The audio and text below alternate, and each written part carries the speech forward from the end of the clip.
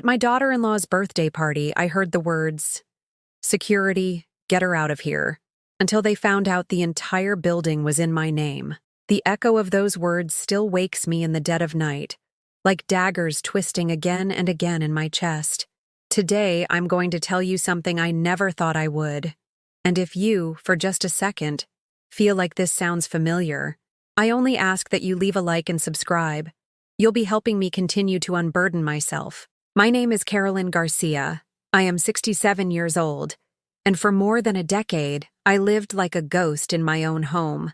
A 3-story craftsman house in the heart of Pasadena, California, with its original oak walls that glowed every morning when the sun caressed them. A house I built, board by board, alongside my late husband Robert, working day and night, selling gourmet tacos from a food truck until we could buy every square foot of this property. But that Saturday afternoon, October 15th, as pink and gold balloons decorated the inner courtyard where my prize-winning roses used to grow, I wasn't the owner. I was the nuisance, the burden, the inconvenient old woman who had to stay locked away in the third-floor guest suite while my daughter-in-law, Tricia, celebrated her 32nd birthday as if she were the Queen of Versailles. The smell of catered hors d'oeuvres coming from the kitchen, my kitchen, where I had prepared thousands of family meals, mingled with the expensive perfume of Tricia's guests. Elegant women arriving in brand-new Teslas, their Christian Louboutin heels clicking across the Batchelder tiles I had commissioned from a local artisan 15 years ago.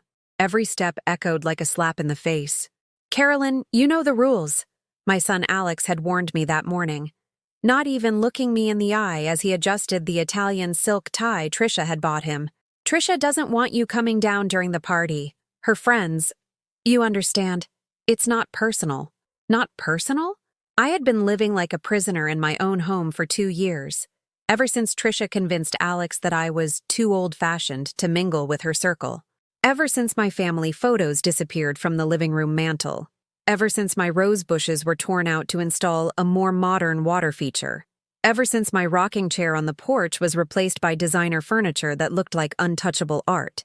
But that afternoon, as I listened to the laughter from downstairs, as I watched through the window as my own grandchildren, Daniel 8 and Sophie 6, ran among guests who didn't even know their grandmother existed, something inside me broke.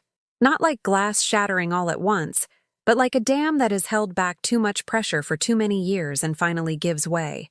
I put on the navy blue dress I had saved for special occasions, the one Robert had given me on our 30th wedding anniversary, back when I still believed that family love was eternal and unbreakable. I combed my gray hair with the same dignity my mother had taught me to present to the world. "Honey, poverty isn't in the clothes you wear. It's in the soul you carry." I walked down the Carrara marble staircase, the same one I had polished for years with my own hands, feeling each step return to me a piece of the woman I had been, the woman who had raised 4 children, the woman who had built a business from nothing, the woman who had transformed a dilapidated property into this dream home.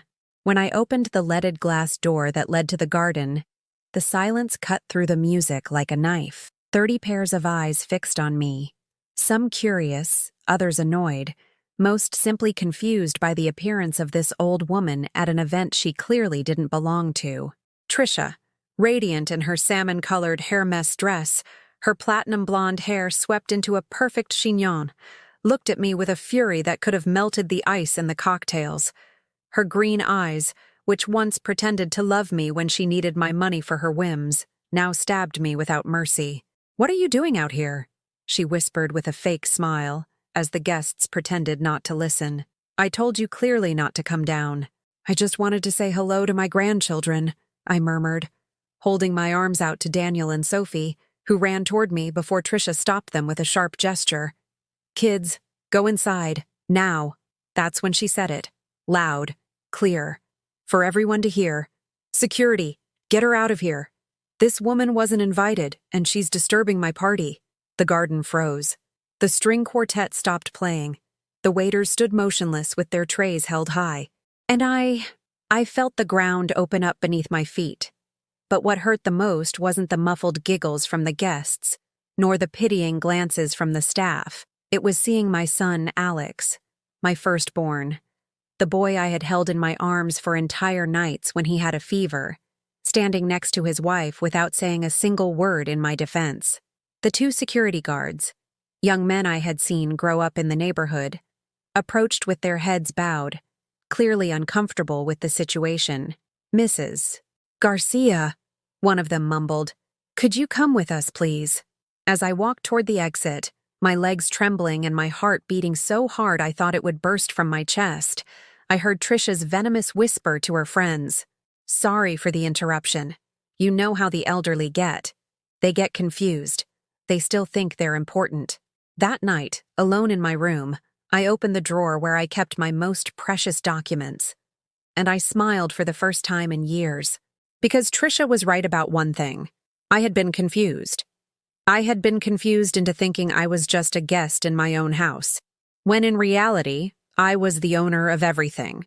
That night, as the last laughs of the party faded into the echoes of the house, I lay awake remembering how I had gotten here, how the woman who once ran a catering empire had ended up hiding like a mouse in her own home. It all started 3 years ago, when Trisha came into our lives like a hurricane scented with Chanel. Alex was 35 and had just come out of a difficult marriage that left him with deep emotional scars. When he met this 29-year-old woman, with an MBA and a smile that promised to erase everything, I thought my son had finally found happiness. "Mom, Trisha is different," Alex would tell me, his eyes shining like they did when he was a boy showing me his perfect report cards. "She understands business. She's going to help me grow professionally." And he was right about that. Trisha understood business, especially the business of manipulating vulnerable hearts. The first few months were a perpetual honeymoon. Trisha would come home with fresh flowers from the Los Angeles flower market, sit with me in the kitchen to learn my secret family recipes, and call me Mama Carolyn with a sweetness that melted my defenses like butter in the sun. She even convinced me to modernize the house. "Mom, this house is beautiful, but it needs a few contemporary touches," she would whisper as we flipped through architectural magazines in the living room. "Imagine how it would look with a few changes." Alex would feel more successful hosting clients here. And I, like the fool I was, opened my heart and my wallet. First, it was the furniture. "Let's just change out these dated pieces for something more elegant, Mom." My solid hand-carved oak furniture, made by artisans in the Pacific Northwest, was sold off and replaced by Italian leather sofas that cost what I made in 6 months of catering. Next came the master bathroom remodel. "Mom, we need a spa tub. Alex worked so hard he deserves to relax." $20,000 from my savings to install a bathroom that looked like it belonged in a 5-star hotel. Then the kitchen. "Mom, this gas stove is so dated. Professional chefs use induction cooktops." Another $15,000 for a kitchen I didn't even know how to use, because according to Trisha, a woman my age shouldn't be straining herself cooking for the whole family.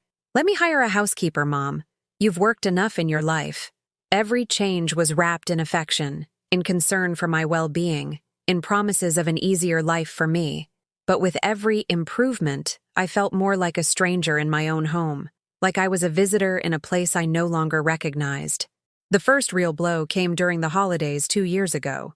I had prepared my traditional Christmas Eve dinner, a brined roast turkey, cornbread and sausage stuffing, green bean casserole, and my famous spiced eggnog.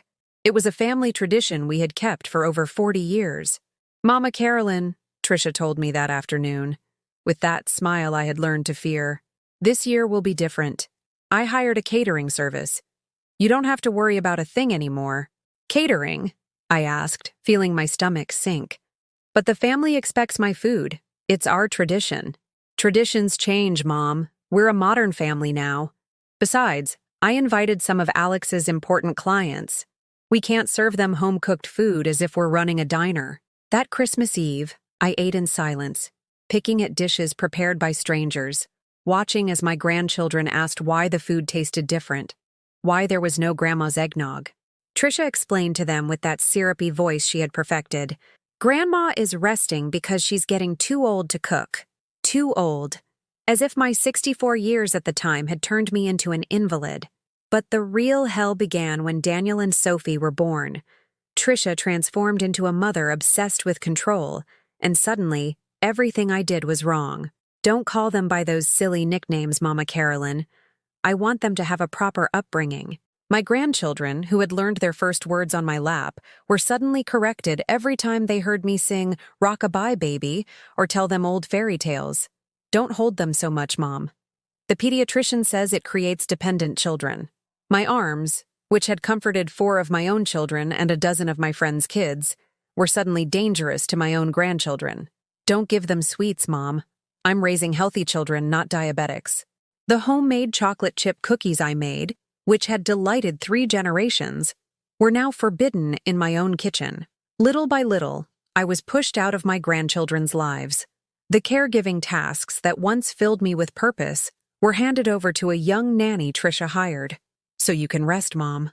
And when I protested, when I tried to defend my place in the family I had created, Trisha deployed her most lethal weapon, tears. "Alex, your mother is attacking me," she would sob on my son's shoulder. "I'm just trying to do what's best for our children and she undermines me. I don't know if I can live like this." And my son, my firstborn, the boy who had cried in my arms when his father died, would look at me with reproachful eyes. "Mom, you have to understand that Trisha is their mother now. Respect her decisions." Every time I tried to reclaim my place, the same scene repeated. Trisha would cry, Alex would scold me, and I would end up apologizing for trying to be a grandmother in my own house. That was how, gradually, I was relegated to the 3rd floor. "It's quieter up there, Mom. You'll have your privacy." My master bedroom, where I had slept with Robert for 30 years, was converted into Alex's home office. My closet full of memories became Trisha's walk-in closet. And I, the owner of the house, became the unwanted guest living in the spare room, tiptoeing down to the kitchen when they weren't around, walking like a ghost through the hallways I once roamed with pride. 6 months ago, when Daniel turned 8, I wasn't even invited to watch him blow out the candles. "It's a superhero-themed party, Mama Carolyn. The kids will get scared if they see an old woman." An old woman. That's what I had become in my own house. A burdensome old woman who had to hide so as not to ruin the perfection of the new family Trisha had designed. But that night, after the humiliation of the birthday party, as the last lights went out and silence returned to my house, I opened the safe I kept hidden behind an old family portrait in my room. Inside were all the documents Robert had left me, and a letter he had written before he died, in his shaky but determined handwriting. "Carolyn, love of my life. If you're reading this, it means something has happened to me. I want you to know that this house, everything, is in your name. Never tell anyone until it is absolutely necessary. Children can change. In-laws can arrive with hidden intentions. But this property will always be yours. Use it wisely when the time comes." The time had come, and Trisha had no idea what was coming. The following days were a silent torture. Trisha paraded around the house like a victorious queen, recounting to her friends on the phone the details of how she had put the meddling mother-in-law in her place at her party. From my room on the 3rd floor, I could hear her laughing as she narrated my humiliation as if it were a funny story. "Oh, you can't imagine the look on her face when security showed up," she told her sister during a FaceTime call I could hear perfectly through the thin walls. "She looked so pathetic in that awful blue dress, like a beggar who crashes weddings." Every word was a stab, but what hurt the most was Alex's complicit silence. For 3 days, he didn't come up once to ask how I was. He didn't apologize for letting them humiliate me. He didn't acknowledge that anything was wrong. On the 4th day, while Trisha was out at the spa with her friends and Alex was at the office, I went down to the kitchen to make myself some chamomile tea. I needed something to calm the permanent knot in my stomach. As I waited for the water to boil, Daniel appeared in the doorway. His big, expressive eyes looked at me with the innocent curiosity of a child who senses something is wrong but doesn't know what. "Grandma Carolyn," he said in his timid little voice, "why don't you play with me anymore?" My heart shattered. I knelt to his level and stroked his dark, shiny hair, so much like his father's when he was a boy. "Oh, my sweet boy," I whispered. "Grandma always wants to play with you. But Mommy says you're too old and you might get hurt if we run around," Daniel continued with the brutal honesty of children. She says it's better if you just watch TV in your room. Before I could answer, I heard Trisha's heels clicking on the marble hallway. She was back earlier than expected. Daniel Alexander, what are you doing in here? Her voice cut the air like a razor. I told you not to bother your grandmother. She's resting. I just wanted to talk to her, Daniel mumbled, hiding his face behind my skirt. Trisha approached with that fake smile she had perfected, but her eyes were throwing daggers at me. She was wearing a designer athleisure set that cost more than my monthly Social Security check. Her platinum blonde hair styled with an artificial perfection that required hours at the salon each week. Carolyn, I believe we've discussed this, she said in that syrupy voice she used when there were witnesses. The children have their routines. Daniel has his French tutor in half an hour. We were just talking, I replied, my voice trembling with suppressed rage. Yes, but Daniel gets confused when you indulge him so much, Trisha continued, taking my grandson's hand to pull him away from me. Children need structure, not grandmothers who let them do whatever they want. The word grandmothers sounded like an insult coming from her mouth, as if being one was something to be ashamed of. I raised 4 children just fine, I muttered, clenching my fists. Yes, but times have changed, Carolyn. We know more about child psychology now, about modern parenting. It's not that you did anything wrong, she added with that poisonous condescension. It's just that it's not your era anymore. Daniel looked at me over his shoulder as Trisha led him away, and I saw in his eyes the same confusion I felt, as if the world had gone mad and nothing was as it should be. That afternoon, when Sophie came home from kindergarten in her private school uniform, where the monthly tuition cost more than I made in 3 months from catering, she ran towards me shouting, "Grandma," as she always had. But Trisha intercepted her before she reached my arms. Sophie, say hello to your grandmother from over there. Remember you just came from school and you might have germs. Germs. As if I were a source of infection. My granddaughter, confused, waved at me from a distance. Hi, Grandma Carolyn. How was school, my love? I asked, trying to hold a smile I didn't feel. Great. I learned a new song. Want me to sing it for you? Before I could answer, Trisha intervened. Sophie, first go wash your hands and change. Then you can tell your grandmother, but from a distance. From a distance. As if I were a dangerous animal.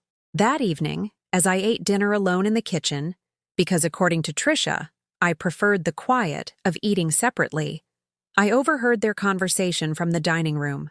Alex had come home late from work, as usual, and Trisha was giving him her version of the day. Your mother was filling Daniel's head with strange ideas again, she said as she cut into her organic kale salad. I found him in the kitchen with her.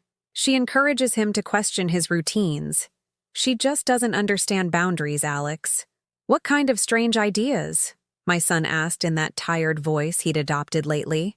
You know, old-fashioned things? That children should be attached at the hip to their grandmothers.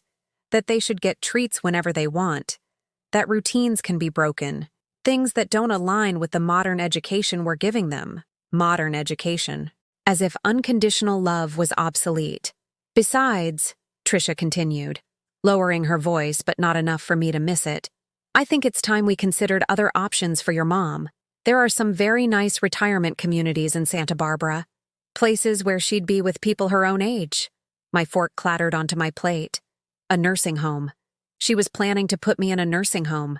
I don't know, Trisha, Alex mumbled. She's my mom. Oh, sweetie, of course she's your mom. And that's exactly why you should want what's best for her. Think about it. She'd have 24-hour care, activities with people her own age. She wouldn't have to worry about a thing. And we could raise our children without interference. Interference. That's what I had become. An interference in the family I myself had created. Besides, Trisha went on, and I could picture her manipulative smile. With the money we'd save on her expenses, we could send the kids to a better summer camp, or take that trip to Europe we've always wanted. My money. She was talking about my Social Security and the income from my catering business investments as if they were an unnecessary expense. That night, I couldn't sleep. I lay awake in that twin bed in the guest room, staring at the ceiling and remembering how I got here. How the woman who built a family empire had ended up being seen as a burden that needed to be removed. At 3 in the morning, I tiptoed down to the kitchen for some tea. I needed something warm to soothe the chill in my bones. A chill that had nothing to do with the temperature and everything to do with the deepest loneliness I had ever felt in my 67 years. As the water heated, I opened the refrigerator to look for honey. But what I found left me cold. A cardboard box with my name written on it in Trisha's perfect script. Inside were all the things I kept in the fridge. My plain yogurts, my sugar-free Jell-O, my medications that needed refrigeration. It was as if she was already packing my belongings to get rid of me. At that moment, alone in the kitchen at 3 in the morning, holding a box that contained the last remnants of my presence in this house, I cried like I hadn't cried since Robert died. I cried for the woman I had been. I cried for the grandchildren who were being taken from me. I cried for the son I had lost to a manipulator. But most of all, I cried for the decision I knew I would have to make. It was time to remind everyone who Carolyn Garcia really was. The next morning arrived with the familiar sound of Trisha's heels clicking down the stairs for her morning routine of organic coffee and yoga on the terrace. But this time, when I heard her steps, I didn't feel the usual dread. I felt something different, a strange calm, like the stillness before a storm. I dressed carefully that morning, the same navy blue dress from the humiliation, but this time worn with the dignity of someone who knows exactly what she is going to do. I pulled my gray hair back, put on the pearl earrings Robert had given me on our first anniversary, and walked down the stairs with my back straight. Trisha was in the kitchen, sipping a green smoothie while scrolling on her phone. She wore one of those designer workout sets that made her look like she'd just stepped out of a fitness magazine, though I knew her only physical activity was walking from the house to the spa. "Good morning," I said, my voice unfamiliar to my own ears. Firm, unwavering. She looked up, clearly surprised to see me out of my room so early. "Oh, Carolyn." "Good morning," she replied with that automatic smile she reserved for awkward situations. "Have you had breakfast? I think there's some fruit left in the fridge." "We need to talk," I said, sitting on a high stool at the central kitchen island, the same spot where I used to make breakfast for the whole family. Trisha put down her smoothie and looked at me with an expression of forced patience, the one she used when preparing to deal with the mother-in-law's issues. "Of course, Carolyn. What's on your mind?" "The nursing home." The words landed between us like a grenade. Trisha blinked several times, and for the first time since I'd known her, I saw her lose that perfect composure. "What nursing home?" she asked, but her voice was no longer so confident. "The one in Santa Barbara. The one you were recommending to Alex last night at dinner." Her face changed completely.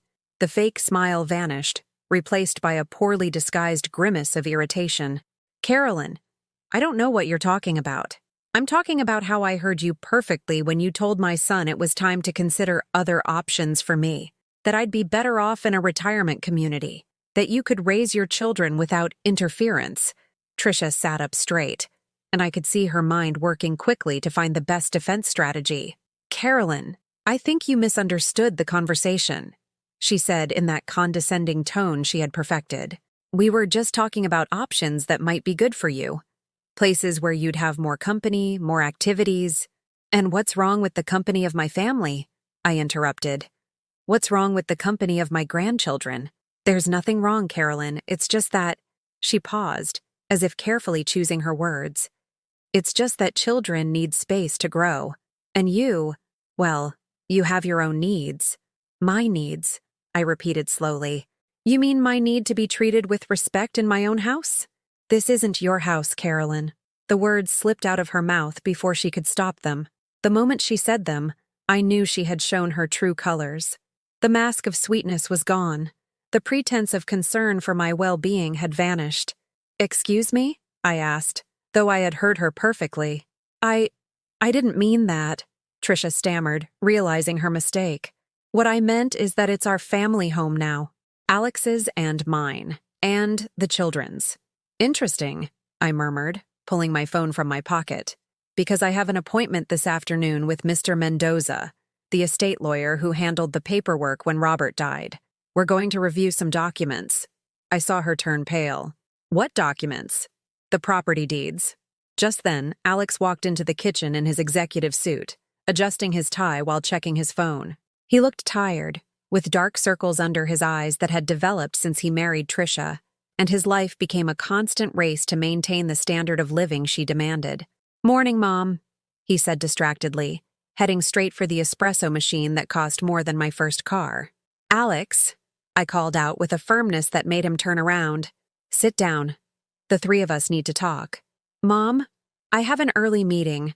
"Sit down," I repeated, and something in my tone must have reminded him of the woman who raised him, because he immediately obeyed. Trisha also sat, but I could see she was nervous. Her perfectly manicured fingers drummed against the marble countertop. "What is this about?" Alex asked, looking between his wife and me. "It's about the fact that your wife wants to send me to a nursing home," I said bluntly. "What?" Alex turned to Trisha, his expression one of shock. "Is that true?" "Alex, your mother is exaggerating," Trisha replied quickly. "I just mentioned that there were some very nice communities for seniors. Places where she could have more company, more activities. Places where I wouldn't be in the way," I interrupted. "Where you could spend my money on trips to Europe." "That's not true," Trisha exploded, losing her composure for the first time. "Everything I've done has been for the good of this family. Humiliating me in my own home is for the good of the family?" I asked. "Pushing me away from my grandchildren is for the good of the family? Making me feel like a stranger in the place I built with my own hands is for the good of the family?" Alex looked at us both with the confusion of a man finally realizing he had been blind for years. "Mom," he said slowly, "what do you mean you built this place?" Trisha stood up abruptly. "Alex, don't let her manipulate you. Your mother is getting confused. Sometimes seniors—" "Sit down," I yelled with a force I didn't know I still had in me. "And don't you dare say I'm senile." My son was frozen. He hadn't heard me raise my voice like that in years. "Trisha," I continued, looking her directly in the eye, "since you came into this family, you have done everything possible to erase me. You've changed my furniture, banned me from cooking my recipes, pushed my grandchildren away from me, and relegated me to a guest room like an annoying employee who's no longer useful. Carolyn, I'm not finished." I silenced her with a gesture. "You have turned my home into a cold museum where I can't touch anything, where I can't be a grandmother, where I can't exist without your permission. You have manipulated my son into believing I'm a burden instead of the woman who gave everything for this family." Alex looked at me as if seeing me for the first time in years. "But what hurts the most," I continued, feeling tears well up but no longer caring, "is that you've done it with a smile on your face, pretending to love me, pretending to care about me, all while planning to get rid of me like I'm trash." "That's not true," Trisha murmured, but her voice had no strength. "No? Then explain the box with my things I found in the refrigerator last night. Explain why my photographs have disappeared from the entire house. Explain why my grandchildren are afraid of me. Why they think I'm too old and fragile to hug." Alex buried his face in his hands. "Oh my God, Mom. I didn't know. I didn't realize that." "You didn't realize because you didn't want to realize," I told him with a deep sadness. "Because it was easier to believe I was the problem than to face the reality that your wife hates me." Trisha stood up again, this time with the desperation of someone feeling control slip away. "This is ridiculous. Carolyn, you live here for free. We pay for everything. The food, the utilities, the maintenance. And on top of that, we have to put up with your tantrums." The silence that followed was deafening. Alex slowly lifted his head, looking at his wife as if he had just met her. "For free?" he asked in a strangely quiet voice. "Did you say my mother lives here for free?" Trisha realized her mistake too late. "Well, I meant, my mother doesn't live anywhere for free," Alex continued, and I could see the realization starting to dawn on him. "We bought this house with the life insurance from my dad and the savings she had from the catering business." "Alex, no. In fact," my son went on, looking at me with guilt-filled eyes, "now that I think about it, you never told me whose name the deed was in after Dad died." I smiled for the first time in months. A sad but liberating smile. "It's in my name, son. Everything is in my name." The words hung in the kitchen air like a ghost that had just materialized. Trisha was completely still, her mouth slightly open, her eyes fixed on me as if I had just announced I'd returned from the dead. Alex blinked several times, processing what he had just heard with the slowness of someone waking from a deep sleep. "What did you say?" my son murmured, his voice barely a whisper. "You heard me, Alex. This house, all 3 floors, the garden, even the garage where you park your BMW. It's all registered in the name of Carolyn Garcia. Your father was very clear with his instructions to the lawyer before he died." Trisha found her voice before my son did. "That's impossible. Alex showed me the paperwork when we got married. The house is in his name." I got off the stool with a calmness I hadn't felt in years and walked over to the drawer where I kept important household documents. Utility bills, emergency numbers, warranty cards. I pulled out a manila folder that had been there the whole time, hidden in plain sight. "This is the paperwork Alex saw," I said, placing the folder on the marble island. "The original deed from when we bought the property 15 years ago. It's in both of our names. Robert Garcia and Carolyn Garcia, as a married couple." Alex came closer and took the documents with trembling hands. His eyes scanned the lines while Trisha tried to read over his shoulder. "But when Dad died," my son began. "When your dad died," I interrupted gently. "As his surviving spouse in California, I automatically inherited his half. It's community property law, honey. His share became my share. But that means—" Alex looked up at me, and I could see the realization hit him like a cold wave. "That means for the last 3 years, Carolyn, you've been living in your own house while we—" He stopped, unable to finish the sentence. "While you treated me like a freeloader," I finished for him. "While you made me feel like I should be grateful to have a roof over my head. While your wife was planning to send me to a nursing home to take over my property." Trisha finally reacted, but not as I expected. Instead of apologizing or showing any shame, her face twisted into a mask of pure fury. "This is a setup," she screamed, slamming her palm on the marble countertop. "You knew this whole time and you didn't say anything. You let us believe we owned the house." "Us?" I asked with an icy calm.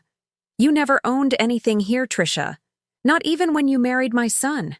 This property has been mine since before you were born. But you tricked us.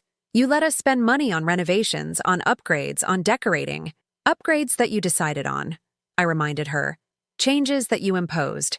I never asked you to change a single piece of furniture in this house." Alex was still staring at the papers as if they were impossible hieroglyphs. "Mom," he said slowly, "why didn't you just tell us the truth from the beginning?" The question hurt more than I expected because it struck at the heart of all my suffering. "Because I didn't think it was necessary, son. Because I thought that as family, in my own home, you would treat me with love and respect by default. I never imagined I would need a piece of paper to be treated with dignity by my own child." The words came out, heavy with all the pain I had accumulated for years.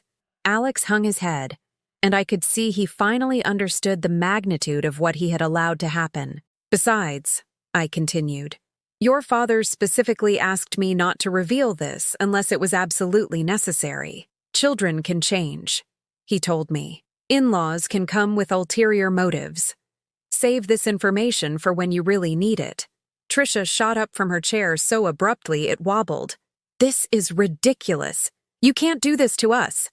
We've invested years of our lives in this house. We've spent our money." "Your money?" I cut in. "You mean the money you spent from my own bank account? The $20,000 I took from my savings for your spa bathroom? The $15,000 I paid for your induction cooktop that you claimed I was too old to use?" Trisha was speechless for the first time since I'd met her. "I have every receipt," I continued. "Every dollar that was spent on this house came out of my pocket. You just chose what to spend it on."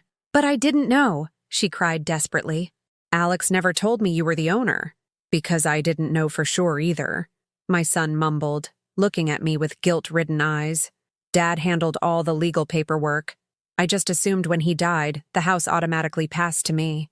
And I let you believe that," I admitted, "because I thought it didn't matter.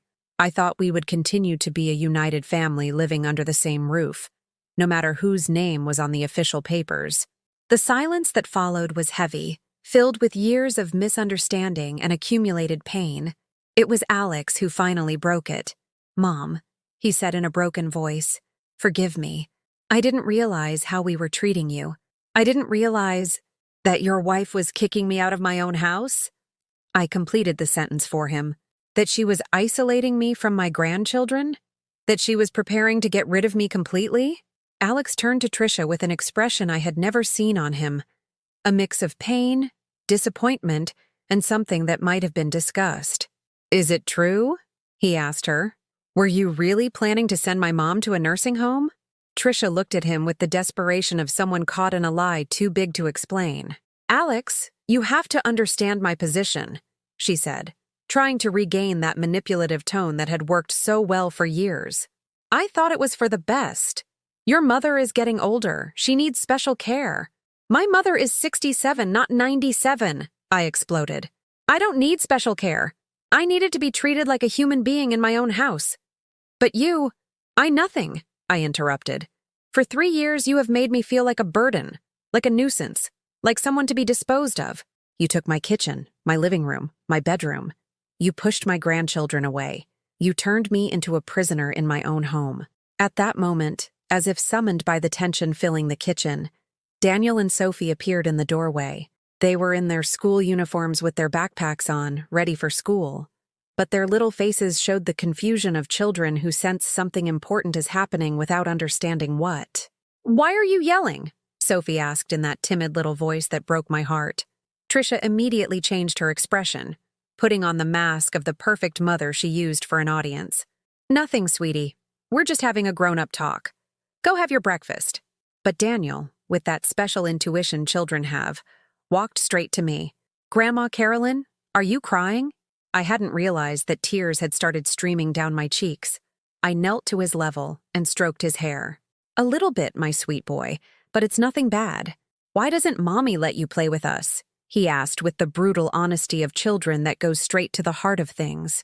Trisha stiffened. "Daniel, go eat your breakfast. Now." "But I want to be with my grandma." "I told you to go eat your breakfast." Trisha's shout was so loud that Sophie started to cry.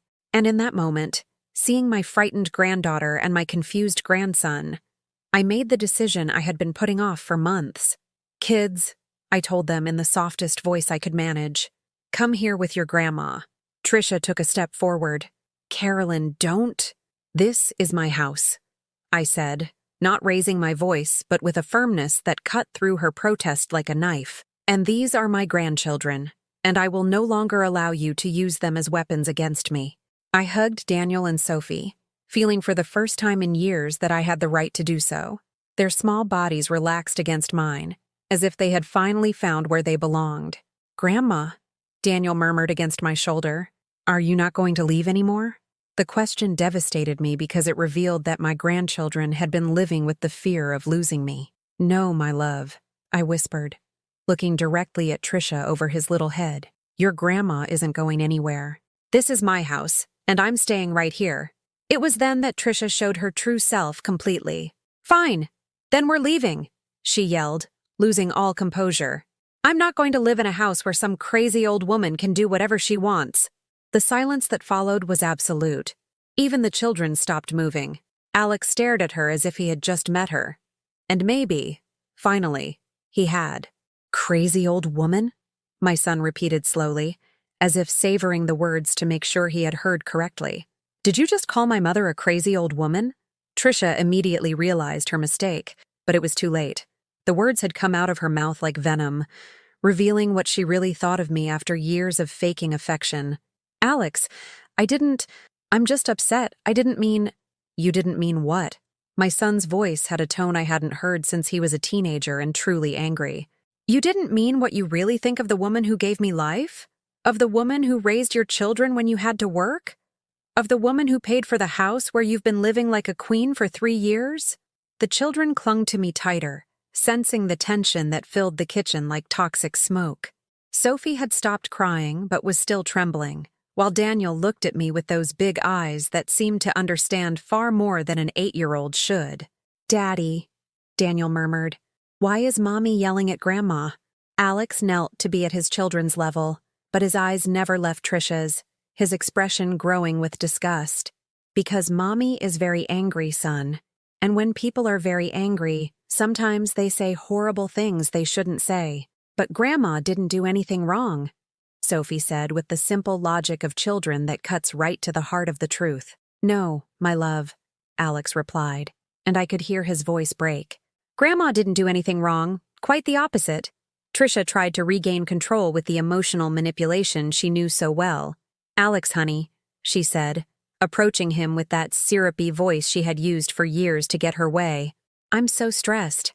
I didn't mean that about your mom. You know I love her very much. You love her? Alex asked, standing up slowly. You love the woman you just called a crazy old woman? The woman you wanted to send to a nursing home so you could have her house? I never said I wanted her house. I didn't know it was hers. But you did know you wanted to get rid of her, I interjected, feeling a new strength course through my veins. You did know you considered her a nuisance. You did know you wanted to keep her away from her grandchildren. Carolyn, you don't understand. What don't I understand? I stood up, gently moving the children aside but keeping them close. I don't understand that for 3 years you've done everything possible to erase me from this family. I don't understand that you've manipulated my son into believing I'm a burden. Because you are, Trisha exploded, losing the last shred of composure. You're always there judging how we raise the kids, interfering in our decisions, reminding everyone how things used to be. I'm their grandmother, I shouted back, no longer caring who heard. I have a right to have a say in my grandchildren's lives. I have a right to exist in my own house without asking for permission. Your grandchildren! Trisha scoffed with a bitter laugh. They're my children. I decide how they're raised, not you. They're Carolyn's grandchildren too, Alex intervened in a dangerously calm voice. And as far as I recall, she took care of them for months when you decided to take that emotional break after Sophie was born. Trisha looked at him as if he had slapped her. How dare you bring that up? I had postpartum depression. It was a medical condition. And my mother helped you, Alex continued relentlessly. She got up at 3 a.m. to feed Sophie when you couldn't. She changed diapers, took her to the pediatrician, calmed her when she cried. And now it turns out she was living for free in her own house all that time. Every word from my son was like a hammer striking the perfect facade Trisha had built for years. And I could see her crumbling, not with humility or regret, but with more rage. Fine, she screamed. Yes, I wanted her to leave. I'm sick of living with a mother-in-law who won't let me breathe. I'm sick of my kids constantly comparing me to her. I'm sick of feeling like I'm never good enough because perfect Grandma Carolyn is always there, reminding them how things used to be done. Perfect? I asked, genuinely confused. I've never claimed to be perfect. Of course you do, Trisha continued, as if a dam of resentment had burst. With your family recipes that no one else can make the same, with your stories of how you raised 4 kids by yourself, with your way of making everything I do look inadequate. Suddenly, it all made sense. She didn't hate me because I was a burden. She hated me because she saw me as competition. Trisha, I said with a deep sadness, it was never my intention to compete with you. I just wanted to be a grandmother. But you don't know how to just be a grandmother, she yelled at me. You want to be the mother, the grandmother, the head of the house. You want everyone to adore you and see me as the villain. I have never spoken ill of you to my grandchildren, I protested. You don't have to. Your mere presence makes me look bad. When you cook, my food tastes awful in comparison. When you hug them, my hugs aren't good enough. When you tell them stories, my stories are boring. Alex looked at us both with an expression of shock, as if finally understanding the depth of the conflict he had been ignoring for years. Trisha, he said slowly, my mother never tried to replace you as their mother. Of course she did, she yelled at my son. And you let her, because deep down, you also think she's a better mother than I am. The silence that followed was devastating, because in that desperate accusation, Trisha had touched on a truth no one wanted to admit. Daniel broke that silence with the cruel innocence of children. Why can't you both just love each other? I love both of you. And there it was. An 8-year-old boy could see what a 32-year-old woman couldn't see in 3 years. That love is not a limited resource. That I could be a grandmother without taking anything away from her as a mother. But Trisha couldn't see it, even then. I can't take this anymore, she screamed, grabbing her designer handbag from the kitchen counter. "I'm leaving! I'm not going to live in a house where I'm hated." "Nobody hates you," I murmured. But she was no longer listening. "Alex," she yelled at my son, "you have to choose. Either you come with me right now, or you stay with your precious mommy and forget I exist." My son looked at her for a long moment. I could see the battle raging inside him. Years of emotional manipulation against the evidence of what he had just witnessed. "Trisha," he finally said in a very quiet voice, "I'm not going to choose between my wife and my mother, but I'm also not going to let you keep treating my mother the way you have been." "Then you've already chosen," she screamed, walking toward the door. "I hope you'll be very happy together in your perfect little house." She stopped at the threshold and turned to the children who were still clinging to me. "And you two," she yelled at Daniel and Sophie.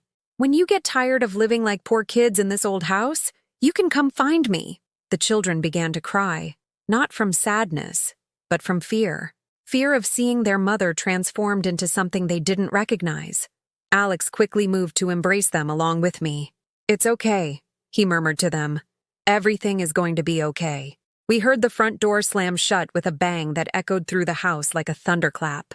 And suddenly, for the first time in 3 years, my home felt peaceful. But I knew this was only the first battle in a war that was just beginning. The days that followed were like waking from a 3-year nightmare. For the first time since Trisha had come into our lives, I walked through my own house without feeling like I was intruding in someone else's space. I used the main staircase instead of the service stairs.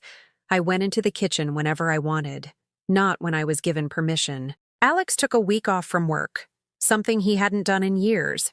I found him that first morning sitting in the courtyard, looking at the empty patch of dirt where the roses Trisha had ordered removed used to be, now with only a few dry stems refusing to die. "Mom," he said without looking at me as I sat beside him on the wrought iron bench we had bought when the house was new, "I am so sorry for what happened. I'm so sorry I let her treat you like that." "Son," I replied, taking his hand like I did when he was a boy and needed comfort, "you were a victim of her manipulation too. Don't blame yourself for not seeing what she didn't want you to see." "But I should have seen it," he insisted, and I could hear the guilt cracking his voice. "I should have seen how she relegated you to that third-floor room. I should have seen how she pushed the children away from you. I should have seen that you had changed, that you weren't the same joyful woman I knew my whole life." It was true. I had changed. For 3 years, I had been dimming like a candle starved of oxygen, losing pieces of myself every day until I became a shadow of who I once was. "Do you know what hurts the most?" Alex continued. "That Daniel and Sophie are afraid to hug you. That last night, when Sophie wanted to sleep with you, she asked me if she had permission. A 6-year-old girl asking for permission to hug her own grandmother. That first night after Trisha left, the children had been confused and scared. They didn't understand why their mother had left screaming, or why they were suddenly allowed to be with me without anyone scolding them. "Is Grandma going to leave too?" Daniel had asked me with tears in his eyes as I tucked him into bed. "No, my love," I had whispered, stroking his hair. "Your grandma is never leaving. This is my house, and you are my grandchildren, and I will always be here to take care of you. Even though Mommy is mad?" "Even though Mommy is mad." Sophie had been more direct. "Can I sleep with you like I used to, Grandma?"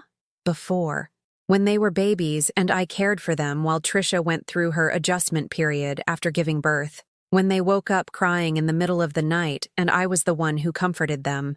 Before their mother decided my love was a threat. "Of course you can, my sweetheart," I had answered, taking her up to my third-floor room. But when we got there, Sophie had stopped at the door, staring at the small, sad room that had been my prison for so long. "Why do you live in the nanny's room, Grandma?" she had asked with that innocent curiosity that cuts through the soul. Because Mommy needed more space downstairs," I had stammered, realizing how pathetic it sounded. "But isn't this your house?" "Yes, my love. It's my house." "Then you should sleep in the prettiest room, shouldn't you?" And she was right. That night, I moved my few belongings back to the master bedroom, the one I had shared with Robert for 30 years. The one Trisha had turned into her personal sanctuary, filled with expensive cosmetics and designer clothes. Alex helped me move her things to the guest room, We didn't throw them out or hide them with resentment. We simply moved them, as if acknowledging that the spaces had returned to their natural order. That second morning, I woke up in my own bed, in my own bedroom, looking out the window at the garden I had planted with my own hands, and I cried. But for the first time in years, I cried with relief. The children adapted to the new normal with the surprising flexibility that only the young possess. Daniel started seeking me out in the afternoons for help with his homework again, just like we used to before Trisha decided I didn't understand modern educational methods. "Grandma," he said on the third day, as we went over his math problems together at the dining room table, my dining room table where we could now sit without asking permission. "Why was Mommy so mad at you?" "Sometimes grown-ups get confused, my sweet boy. Your mom thought I wanted to take her place, but I only ever wanted to be your grandma. Is she not coming back?" The question broke my heart because I saw in his eyes that, despite everything, he missed her. "I don't know, my love. That's up to her. But are we going to stay with you?" "Always, Daniel. No matter what happens, you will always have a home here with me." Sophie was more direct, as little girls often are. On the fourth day, as we made her favorite lunch together, quesadillas with cheese I grated by hand, not the processed kind Trisha bought because it was more practical, she told me, "Grandma, I like it better when Mommy's not here." "Why do you say that, my sweetheart?" "Because when she's here, everyone yells a lot, and you get sad, and Daddy gets nervous, and we have to walk on tiptoes." Walk on tiptoes. A 6-year-old girl perfectly describing the tension she had lived in for her entire short life. "You know what, Grandma?" she continued as I flipped the quesadillas on the griddle. "The house smells different now." "Different how?" "Like before. Like when I was little and you used to take care of me when Mommy got sad." My heart broke realizing that my grandchildren had memories of a happier time, from before I was exiled from my place in the family.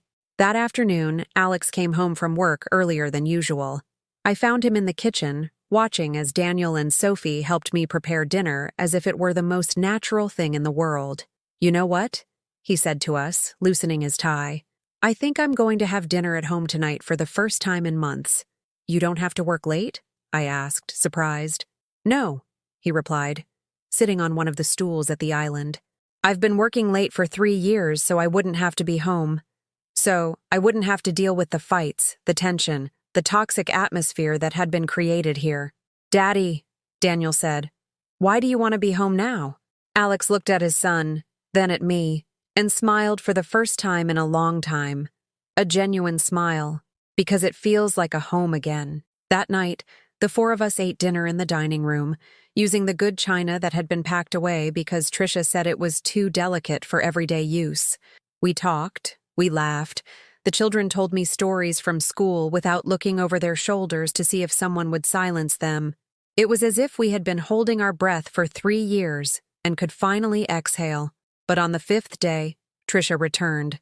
Not to stay, to wage war. She arrived with her sister, Brenda, a lawyer who resembled her in every way except she was even more manipulative, and an older man in an expensive suit who introduced himself as Mr. Ramirez, a specialist in family law. "Carolyn," Trisha said, standing on the threshold of my own home with that fake smile I knew so well, "we need to discuss the terms of the divorce and the custody of the children." "What divorce?" Alex asked, appearing behind me. "The one I'm filing for," Trisha replied with a chilling coldness. "And since you've clearly chosen your mommy over your wife, we're going to do this the legal way." Mr. Ramirez stepped forward with a folder full of papers. "Mrs. Garcia," he said in that pompous voice lawyers use when they want to intimidate, "my client is willing to waive any claim on this property in exchange for full custody of the minor children." "Full custody?" Alex asked, incredulous. "Of course," Brenda interjected. "Trisha cannot allow her children to grow up in a toxic environment where a manipulative old woman uses them to get revenge on their mother." "Manipulative old woman?" I repeated, feeling rage begin to boil in my veins. "Yes," Brenda continued with the cold cruelty only people who have never known true suffering can possess. "A woman who hid legal information to maintain control over her son and grandchildren. A woman who is too old to care for young children." "My grandchildren are not toddlers," I said with a dangerous calm, And I am not too old for anything. We'll see what the judge has to say about that, Mr. Ramirez replied with an arrogant smirk. That's when I smiled for the first time since they had arrived. Yes, I told them. We'll see what the judge has to say. Because Tricia had made a fatal mistake. She had assumed I was the same defeated woman who had lived in silence for 3 years. But that woman had died the day I was dragged out of my own party, and the one who had been reborn had no intention of surrendering without a fight. 6 months later, as I waited in the Los Angeles County Family Court, I remembered the words Robert had told me before he died. Carolyn, the world will try to convince you that you are less than you really are. Don't let them. Mr. Mendoza, my lawyer, the same estate lawyer who had handled the papers when my husband died, sat beside me with a thick binder full of documents they had compiled over months. Carolyn, he said with the calm that comes from years of experience, are you sure you want to see this through to the end? Tricia might still withdraw the suit if we show them some of the evidence we have. No, I replied, looking over at where Tricia sat with her team of expensive lawyers, dressed in a black suit that made her look more like a victim than an aggressor. She wanted a war. She's going to get one. During those 6 months, as the legal process moved forward, many things had changed in my house. Daniel and Sophie blossomed like flowers finally getting enough sunlight. They no longer walked on tiptoes. They no longer whispered when they spoke to me. They no longer asked for permission to hug me.